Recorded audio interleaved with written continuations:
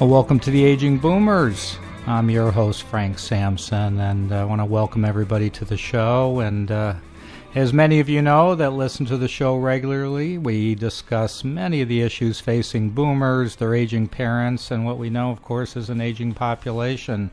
And I want to let everybody know that today's show is sponsored by Senior Care Authority, a professional senior placement and elder care management organization that has a national network of advisors to help in determining the right path for seniors in receiving proper care and even supervision. So whether it's in-home care, assisted living, residential, or memory care, get the necessary advice from a senior care advisor in your area by calling Senior Care Authority at 888-809-1231, or you can go to their website at www.seniorcareauthority.com.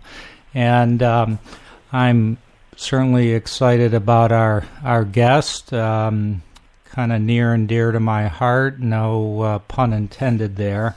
But and we happen to be in the month of February, which is American Heart Month. So before this month ends, I thought it was appropriate to have Bob on the Aging Boomers.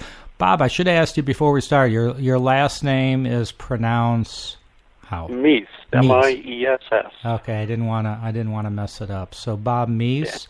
Yeah. On October 19th, 2005, Bob had a massive heart attack, and the doctors and nurses worked frantically to keep Bob alive after he had already killed part of his heart. Later, they confided that they weren't sure he would make it, but he did survive. He could not bring dead heart tissue back to life, but a profound new experience of life was just beginning for him. Before his heart attack, Bob had been an engineering manager in a small tech firm in Silicon Valley. After his heart attack, after gaining a lot of information and understanding of human change, he was able to make the necessary shift in his life. There were simple choices to make, and they needed to be firmed into habits, and those habits needed to be shaped into a lifestyle, and that lifestyle needed to be integrated into a whole way of living. It transformed his life, and his vitality today is witness to that. He's still refining the way he lives, but with help and persistence, with awareness of what's happening and taking small steps toward big transformations. After he made some of his transformation, Bob underwent a year-long intensive program at Health Coach Training, learning to share what he learned about living after a heart attack in a respectful, gentle, caring, and effective way. Now Bob helps other people make the same kind of lifestyle shift he has made after a heart attack, or if they wake up to the need early enough before a heart attack strikes. So, Bob, thank you so much for being on the Aging Boomers. Really appreciate it. Thank you so much for having me, Frank. Yeah, so as I mentioned, February is American Heart Month, so it's appropriate to have you on, but it's certainly appropriate to talk about this subject matter on a regular basis, not just 1 month a year. So, you had a heart attack back in October 2005. I'm just curious, how were you feeling before it all happened? Were you feeling good? Were you you've kind of felt something was off? What was going on before it all happened? I had some sense that something was not right, and there were actually a couple of instances in which I think I may have had a minor heart attack, and I went to my doctor, and he essentially blew it off. It may have turned out that was those were serious heart attack events that weren't serious enough to really stop me in my tracks. But I was feeling more tired. I was feeling worn down and unable to do some of the physical things that I had done before with as much vigor. Walking up a hill, for example, was more challenging. Mm-hmm. It's interesting. I mentioned to you before I before we came on the show that I had a valve replacement. So I had open heart surgery, and I had that same kind of feeling before all this happened. I guess, question I have for you is, like you said, the doctor blew it off. What a lot of people don't realize is sometimes it's your own body doing the talking that is going to be a better diagnosis than a doctor can give. Sometimes. I mean, sometimes they just can't see it coming, and I think that's what happened to you, it sounds like. Yep. And in this particular case, the doctor didn't do any serious tests around it. And now knowing what I do, I would, in the same situation, definitely ask the doctor to see that that's done, or go to another doctor for a second opinion. Because obviously it can be very serious.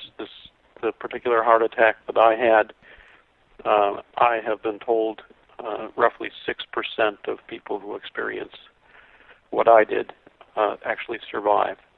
So I'm extremely lucky. Yeah, and we're thrilled you're here and doing well. So, how did things change after that? Things obviously changed. Tell us about that. Yeah. Well, after the heart attack, I was given some counseling by the doctor and by a nutritionist. And I also began to do a lot of research myself. I was already not smoking, so that was an easy thing for me to pay attention to. But I definitely needed to make some changes in the way I ate. There was a specific exercise build-up that I needed to go through to bring my heart back to some strength. Other things that weren't specifically mentioned, I learned later, are really important. And so I began to get better control over my sleep and ensure that I got enough sleep. Managing my stress became a higher priority.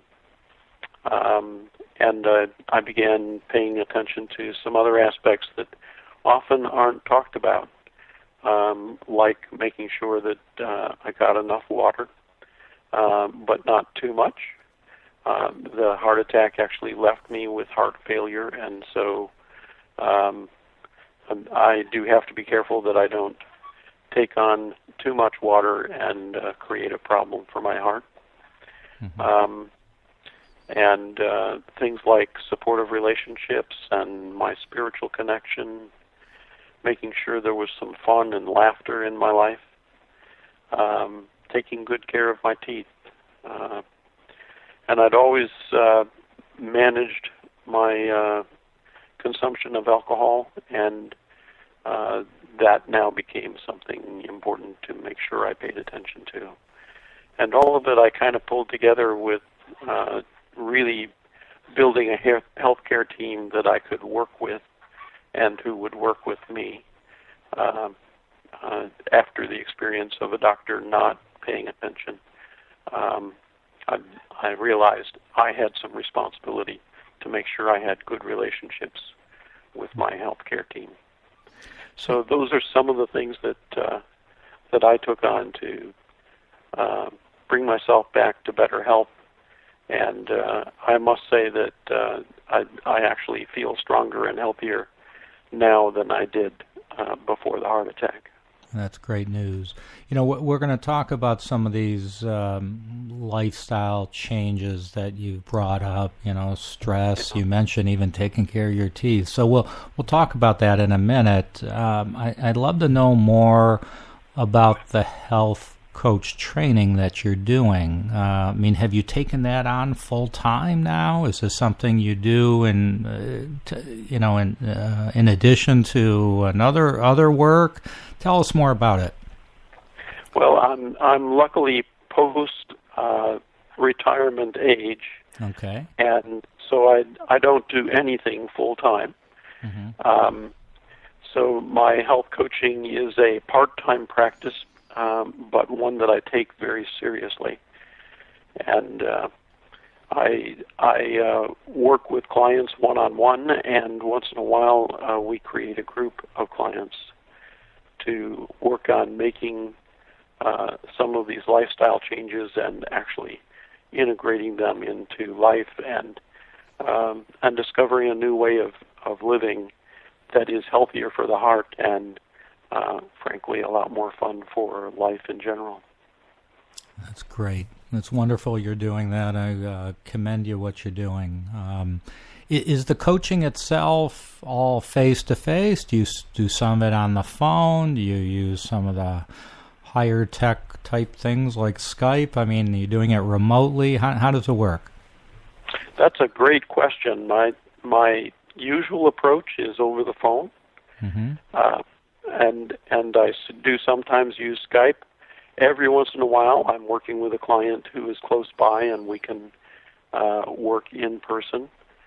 But I actually find over the phone I can be quite effective in hearing what's happening for a person and helping them to hear it themselves.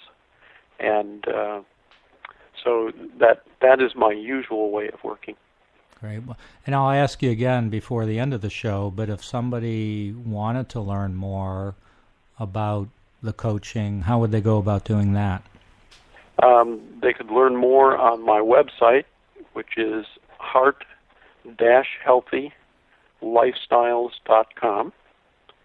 Mm-hmm. Great. Or they might find me on Facebook if they look up Heart-Healthy Lifestyles.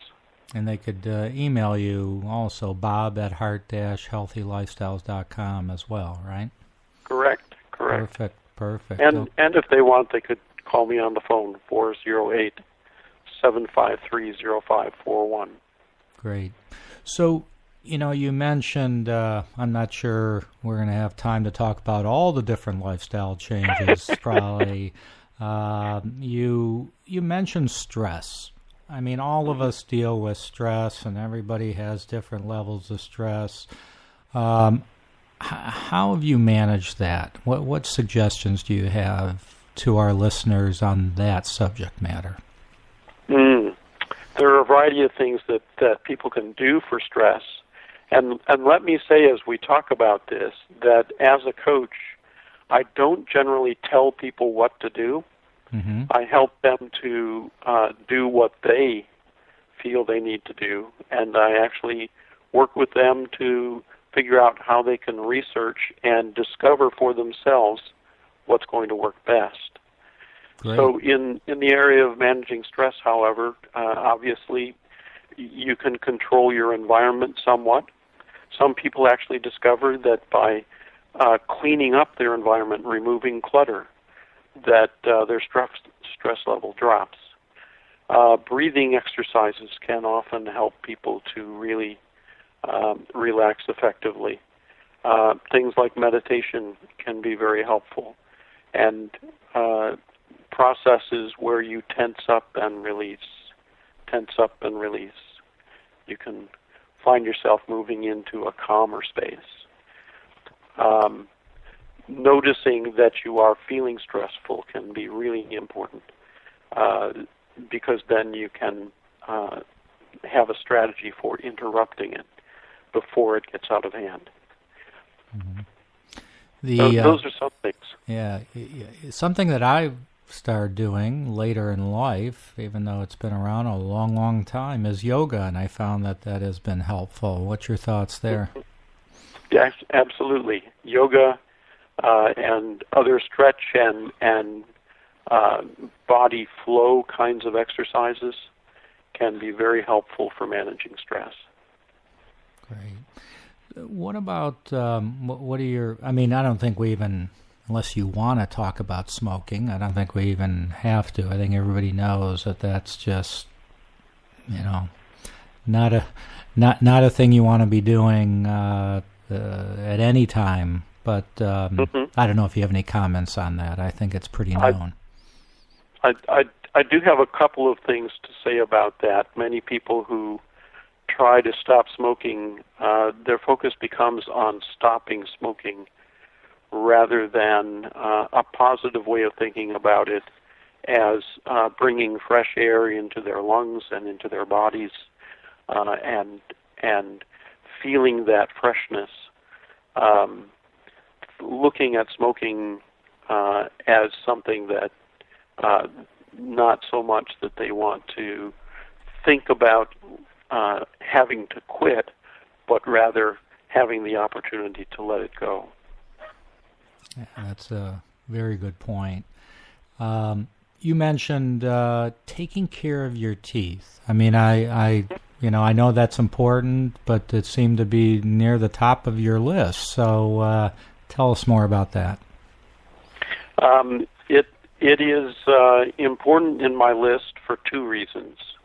One is that, frankly, that the science on this is not yet fully clear, but we do know that inflammation is one of the kinds of things that impacts the heart, and if you're not taking care of your teeth and your mouth, you generate some inflammation.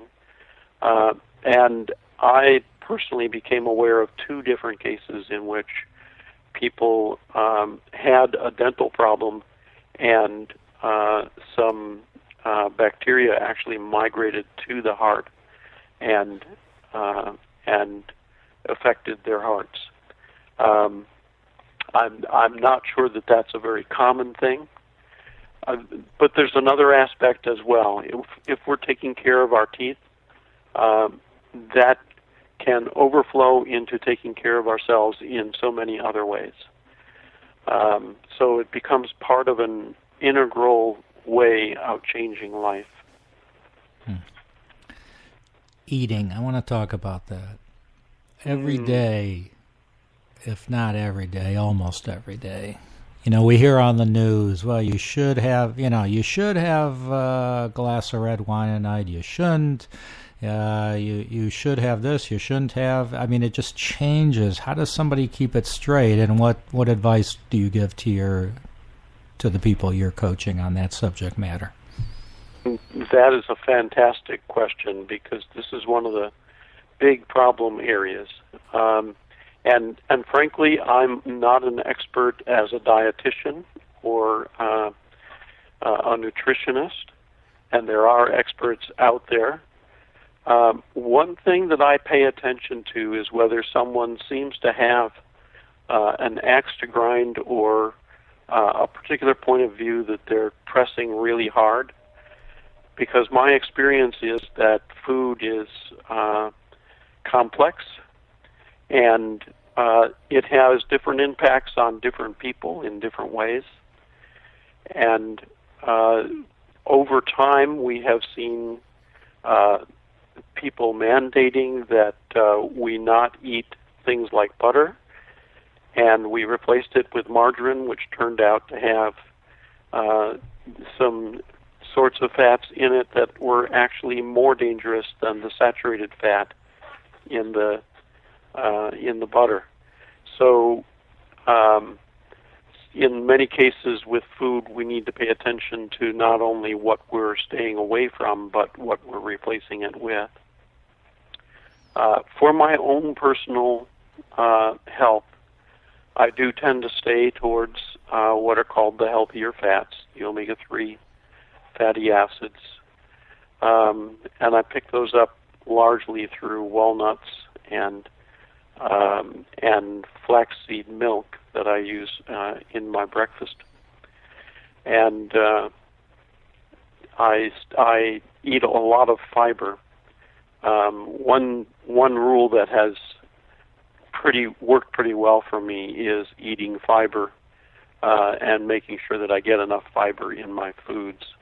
That causes me to tend not to eat too much of the stuff that would be unhealthy, including things like saturated fats and sugar, both of which have been some of the monsters that people have talked about.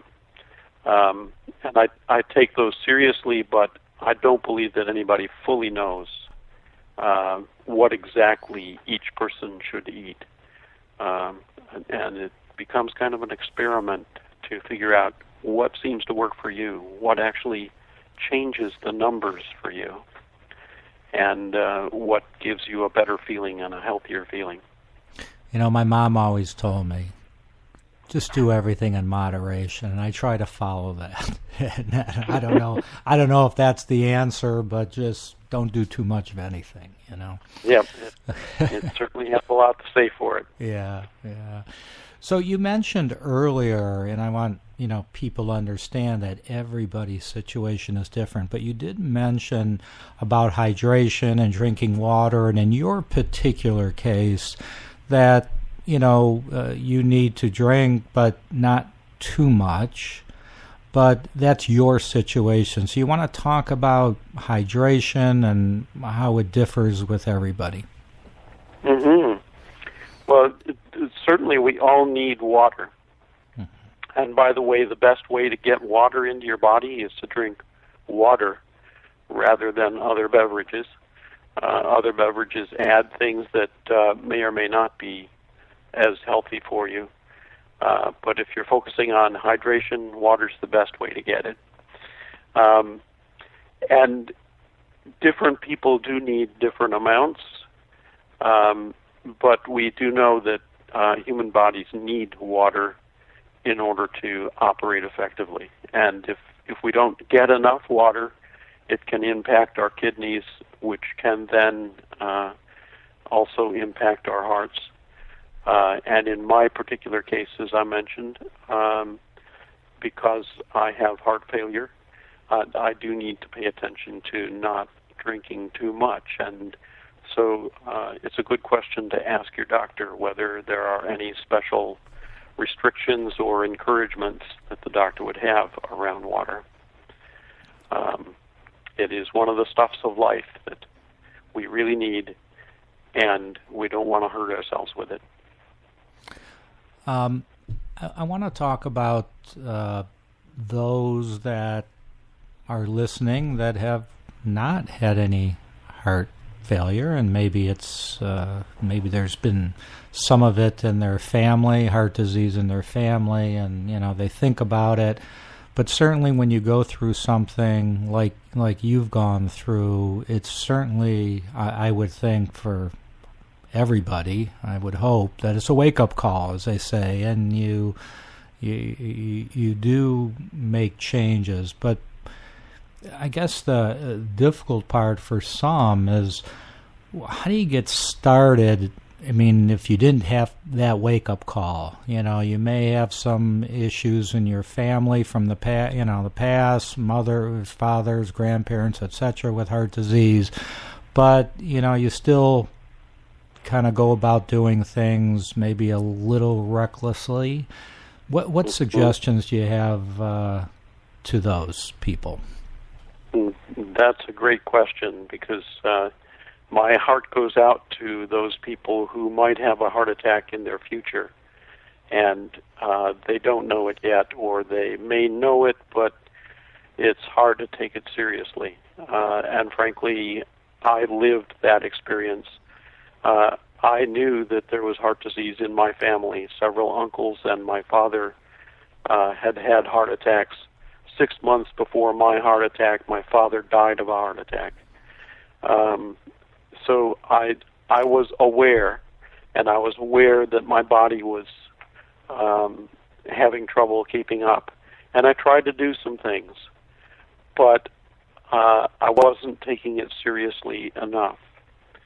And I think it's important to begin to pay attention to the areas where you could make some changes, and slowly begin to make some of those changes. Even immediately after a heart attack, making all these changes at the same time is virtually impossible. It's a progression. It's a path that we're on towards better health. So I'd say listen closely to what your body is saying to you, and hear what it's saying, and take it seriously. And also, by the way, take it lightly. This is not all about, the ugly, painful aspects of forcing yourself to do something. And as a matter of fact, I really encourage people to discover ways to love making the changes that they're making. And you can do that and have a better life, and as a result, bring better health to your heart. Great suggestions. So I've got a question. We're going to kind of go back to the beginning in your situation that I didn't ask you, and I want to ask, and that is, you had mentioned a percentage that they said with your situation, maybe 6% of the people survive, and fortunately you were in that 6%. But was there anything that you did, or what happened to increase the chances of your survival? I mean, what happened? Did you call 911, or did a family member, or where were you? What happened? Can you share that? There are some bigger life things that I think contributed, and some very immediate things. It happened that my wife had just gotten home from an event that she had been attending, and so I was not alone. She was able to call 911. I immediately took a baby aspirin, and I lay down, not trying to fight it in any way. That may have helped, but the ambulance came rather quickly, and the cardiac arrest that actually occurred, where my heart stopped, actually occurred in the ambulance. So I was in the right place at the right moment. But in addition to that, my doctor told me afterwards that some additional artery development had occurred in my heart, so that the artery that was 100% blocked was compensated for a little bit by some of that additional artery growth. I'm guessing that may have developed partly out of my attempts to exercise and so forth. Mm-hmm. And I think another really important aspect was that even in the midst of the heart attack, I was able to relax and feel comfortable, and that was largely because of my sense of spiritual connection, that whatever happened, it was going to be okay. And I'd like to talk for an hour or two about that. Yeah, no, I know. I'd love to have you on again, too, to talk more. We can't talk about this subject matter enough. I know that you brought up a couple great points. Number one, calling 911. I mean, don't hop in the car and drive to the hospital, either yourself or even having somebody else drive, taking that baby aspirin, those were great suggestions. So, Bob, thank you so much for being on the show. And I want to just have you share with everybody how they could get a hold of you again if they're interested in just chatting or want to do some one-on-one coaching. But why don't you share that with our listeners? Thank you, Frank. And I really appreciate you having me on. People can get me through my website, or my email address, which is bob@heart-healthylifestyles.com, or on Facebook. If you look up Heart-Healthy Lifestyles, you'll find me, or you can call me at 408-753-0541. And my first consultation with anybody is always a free consultation, just to explore what the possibilities are for you and to see where you might want to go with your heart health. Great. Bob Miess, thank you so much for joining us. Again, I mean that sincerely. We'll have you back again. A very important subject matter. And thank you all for tuning in. And please share our website. Let people know that you could certainly download the free app on your iPhone or Android phone and get updated on each of our podcasts, as well as on iTunes, iHeartRadio. So thanks so much for joining us. Be safe out there, and we'll talk to you all soon.